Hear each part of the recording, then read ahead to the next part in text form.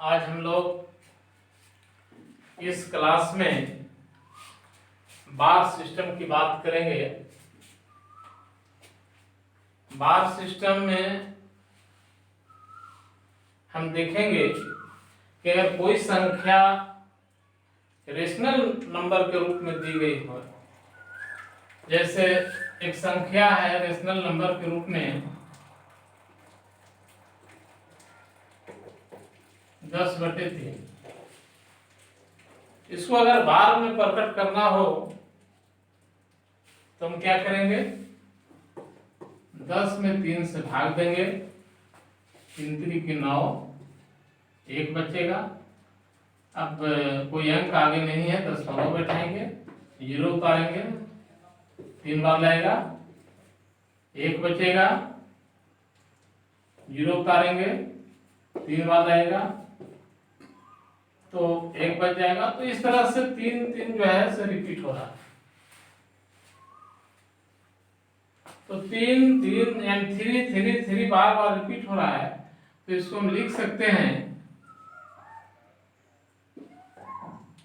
3.3 के बाद। इस रूप में हम इसको लिख सकते हैं। अब जो संख्या जो बार बार जो 3 रिपीट हो रहा है, इसको हम देखते हैं कि अगर इसे पुनः हम एक रेशनल नंबर के रूप में लिखें तो इतना आना चाहिए, 10/3 आना चाहिए। तो देखते हैं इसे रेशनल नंबर के रूप में लिखकर,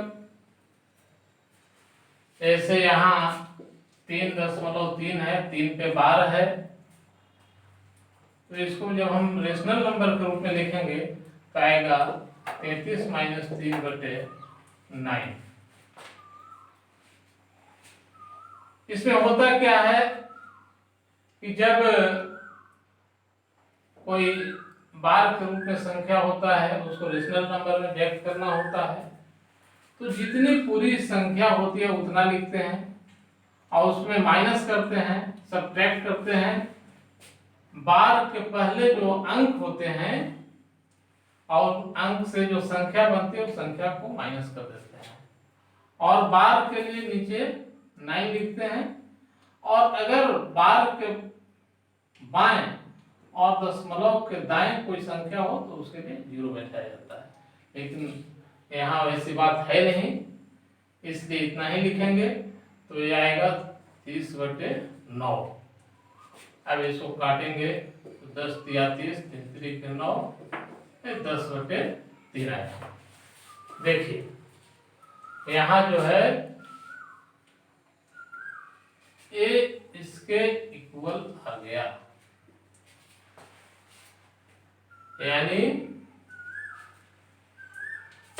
ये जो है बार वाली जो संख्याएं हैं उसको हम रेशनल नंबर के रूप में इस तरह से बदल सकते हैं। थोड़ा इसको हम विस्तार से देखेंगे कि क्या ये सही तरीका है या नहीं, इसका मान 10/3 आएगा कि नहीं। तो इसके लिए हम इसको एक्सप्लेन करते हैं।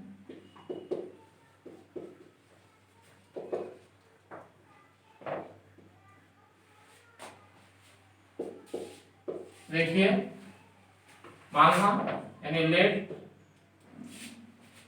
x = 3.3 पे बार है, यानी इसको हम लिख सकते हैं x = 3.33333। ये बार बार रिपीट हो रहा है। अगर इसको हम इक्वेशन फर्स्ट मान लें और यहाँ एक अंक पर बार है और इसे पुनः हम 10 से इसमें अगर गुणा करें तो आएगा 10 × x, ये बराबर हो जाएगा 10 × 3.333। इस तरह से रिपीट होता जाएगा। हल करेंगे तो 10 से x बराबर 33.33 रिपीट होता चला जाएगा। अगर इसको सेकेंड इक्वेशन हम मान लेते हैं और सेकेंड इक्वेशन में से फर्स्ट को अगर हम माइनस करते हैं देखते हैं माइनस करके क्या प्राप्त होता है। इक्वेशन सेकेंड में से फर्स्ट को अगर हम माइनस करेंगे तो आएगा कितना, यहाँ 10x बराबर है 33.33, ये रिपीट होते जा रहा है। हाँ x बराबर है 3.3, ये रिपीट होता है। चलिए देखिए माइनस कर अगर माइनस करते हैं तो 9x और a आ जाएगा 30.00, यानी x बराबर हो जाएगा 30/9, कैंसिल करें 3 3 9 30, ये आ गया 10/3। देखिए 10/3 पुनः प्राप्त हो गया। तो हम एक्सप्लेन जब किए इसको तो भी ये 10/3 प्राप्त हुआ, लेकिन हम इस तरीके से अगर हम रेशनल नंबर के रूप में किसी बार वाली संख्या को ज्ञात करेंगे तो काफी समय लगेगा और आपको कम समय में प्रश्न हल करने होते हैं। तो इसके लिए आपको कोई अलग तरीका अपनाना होगा जिससे कि प्रश्न आपको जल्द से जल्द सॉल्व हो। तो इसके लिए कुछ ट्रिक्स भी आप अपने से खुद निकाल सकते हैं। आप खुद कुछ ट्रिक्स ढूंढ सकते हैं और उन ट्रिक्स पर आप प्रश्नों को सॉल्व कर सकते हैं। ऐसे ट्रिक्स के रूप में आप देख सकते हैं, इस तरह से हम लिख सकते हैं उसको ट्रिक्स।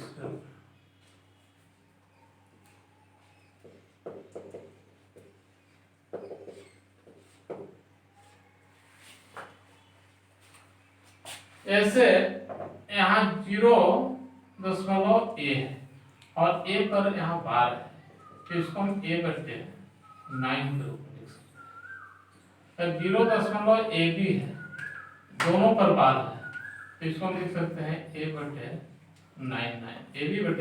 हो जाएगा। ab है फिर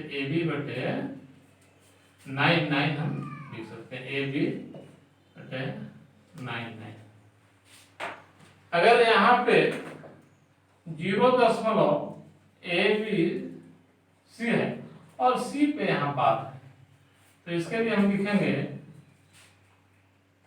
abc माइनस ab बटे बार के लिए 9 और दशमलव के बाद जिस पर बार नहीं है उसके लिए 0, इस रूप में लिख सकते हैं।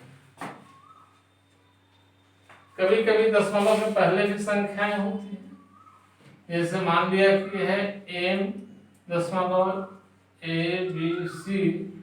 और यहाँ bc के बार है, तो इसको हम कैसे लिखेंगे? तो इसके लिए हम लिख सकते हैं कि m.abc माइनस ma अपॉन ये दो अंक पर बार है b और c पर, तो ये 999 हो जाएगा और दशमलव के बाद एक अंक पर बार नहीं, इसलिए इसके लिए 0 है। तो इस तरह से जो कुछ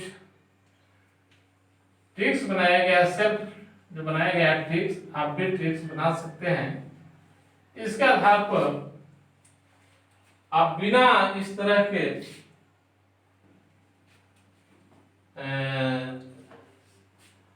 लंबी प्रक्रिया में उलझे, अब आसानी से कम समय में इसके आधार पर आप प्रश्नों को सॉल्व कर सकते हैं। तो देखते हैं जो परीक्षाओं में प्रश्न पूछे जाते हैं तरह तरह के, वो किस तरह के प्रश्न आते हैं, बारी बारी से उन्हें एक एक कर देखते हैं। तो देखिए जैसे जो परीक्षा में प्रश्न पूछे जाते हैं उसमें रहता है कि कोई संख्या बार वाली दी हुई होती है और कहा जाता है इसको कि रेशनल नंबर के रूप में लिखें, p/q के रूप में उसे लिखें। जैसे एक दी हुई है संख्या कि 0.25 और इस पर रेकरिंग है दोनों पे। इसको आप रेशनल नंबर के रूप में कैसे लिखेंगे, P बटे Q के रूप में आप कैसे लिखेंगे? तो अभी हमने बताया, इसको देखिएगा, एक डबल अंक पर बार है, इसके लिए यहाँ क्या किया है, एवरी, यानी यहाँ जाएगा 25 बटे, और नीचे दोनों दो अंक पर बार है, इसलिए डबल 9 हो जाएगा। कैंसिल नहीं होगा, इतना ही हम लिख देंगे, और कैंसिल होगा तो कैंसिल कर लिखते हैं। एक दूसरे तरह के प्रश्न जो पूछे जाते हैं, इस टाइप के भी प्रश्न पूछे जाते हैं, ऐसे भी प्रश्न पूछे जाते हैं। जैसे देखिए, दे दिया गया 4.125 और ये 2 और 5 पर बार दिया हुआ है। इसको आप रेशनल नंबर के रूप में कैसे लिखेंगे? तो इसके लिए क्या होगा, 41 25 माइनस 41 हो जाएगा, और ये 2 पर बार है, इसलिए डबल 9, और एक अंक जो है दशमलव के बाद 1 है, जिस पर बार नहीं है, तो इसके लिए 0 आ जाएगा। समझ रहे होंगे? अब इसको माइनस करेंगे, 5 में से 1 जाएगा 4, यहाँ 12 हो जाएगा, 12 में से 4 जाएगा 8, यहाँ 0 और ये 4, कितना बटे 990 लिख सकते हैं। कैंसिल होगा 2 से, 2 चौके 8, 1 2 9 18, 1 2 5 10,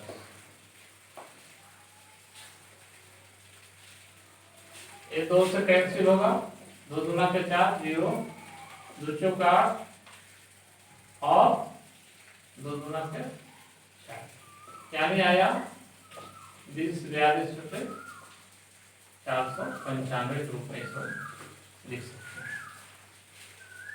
तो इस तरह से बार वाली संख्याओं को इस तरह से हम आसानी से परिमेय संख्या के रूप में लिख सकते हैं। तो सिर्फ इसी टाइप के प्रश्न नहीं दिए जाते हैं, इसमें तरह तरह के प्रश्न पूछे जाते हैं। कभी आपको जोड़ पूछ दिया जाता है, कभी घटाव पूछे जाते हैं, यहाँ तक कि सरलीकरण टाइप के भी प्रश्न इसमें पूछ दिए जाते हैं। जैसे एक प्रश्न देखेंगे, इस तरह के भी प्रश्न पूछे जाते हैं, जैसे 0.11 प्लस 0.22 इस बार है इसका, और इसे 3 से गुणा कहा जाता है, किसका मान ज्ञात है। ऐसे प्रश्नों को कैसे हम सोल्व करेंगे? इसके लिए हम लिखेंगे 11/99 प्लस से हो जाएगा 22/99 और 3 से गुना हो जाएगा। इसको हल करेंगे, 99 आएगा, 11 प्लस 22 से हो जाएगा, 1 गुना 3 से हो जाएगा, ये होगा आपको 33/99 गुना 3, 33 से कैंसिल होगा और ये 33 से एक बार कैंसिल। इसको हम इस तरह से हल कर सकते हैं। तो ऐसे बहुत तरह के प्रश्न परीक्षाओं में पूछे जाते हैं। आप इस ट्रिक पर ध्यान देंगे और रटने की जरूरत नहीं है, रटने का प्रयास नहीं करेंगे। इस पर आप सोचें कि आखिर ये ट्रिक जो बनाया गया कैसे बनाया गया है और इस ट्रिक पर कैसे हल किए जा रहे हैं प्रश्न। अगर इसको आप अच्छी तरह से समझ गए तो प्रश्न हल करने में कहीं कोई परेशानी नहीं होगा। ये बहुत आसान है। यहां दिया गया है, देखे होंगे, ए पर एक अंक पर बार था तो 1 9, दोनों अंक पर बार है तो यहाँ बट्टा में 2 9। यहाँ जो है एक अंक पे बार है, 2 अंक पर बार नहीं है तो यहाँ 1 9 और 2 0। तो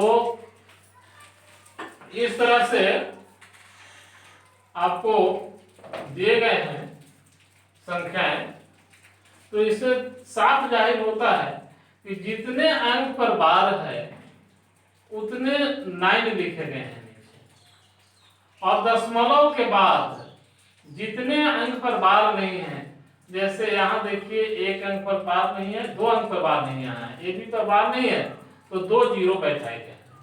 यहाँ 1 अंक पर बार नहीं है तो 1 0 बैठाया गया है।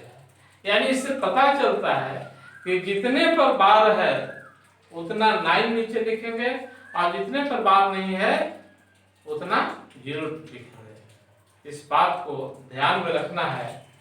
अगर इस बात को आप ध्यान में रखेंगे तो इस तरह के प्रश्न सॉल्व करने में आपको कहीं कोई परेशानी नहीं होगी।